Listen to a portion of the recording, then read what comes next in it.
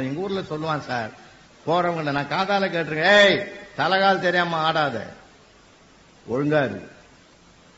அது என்ன தலகால் தெரியாம ஆடுறது? அதுல எவ்வளவு பெரிய படிப்பு இருக்கு, அனுபவ படிப்பு முத்திரை இருக்கு தெரியுமா? ஏன் மகாபாரதத்தில் சொல்லப்பட்ட மிகப்பெரிய மகத்துவமான உண்மை அந்த ஒரு சின்ன வார்த்தையில் இருக்கையா. வருகிற பாரத போரில் நாங்கள் வெற்றி பெற வேண்டும் என்பதற்காக துவாரகையில் இருக்கக்கூடிய கண்ணபெருமானை துணைக்கு அழைப்பதற்கு அர்ஜுனன் வருகிறான். அவன் நேரா வந்து அவருடைய படுத்துக் கொண்டிருந்த கட்டில பாதத்தில் உட்கார்ந்தான், கால் பக்கம் உட்கார்ந்தான். செல்வச் செருக்கு மிக்க துரியோதனன் அவரை படைத்துணைக்கு அழைக்க வந்த போது தலைப்பக்கம் உட்கார்ந்தான்.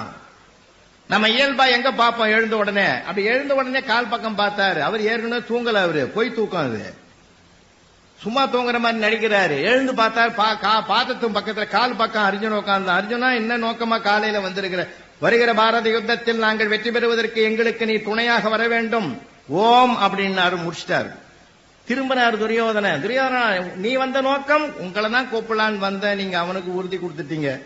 இப்போ நீ உங்களுடைய படைகளை எல்லாம் எனக்கு கொடு கண்ணா, உன்னுடைய படைகளை எனக்கு கொடு. படைத்தவனை அர்ஜுனன் கேட்டான், படைகளை துரியோதனன் கேட்டான்.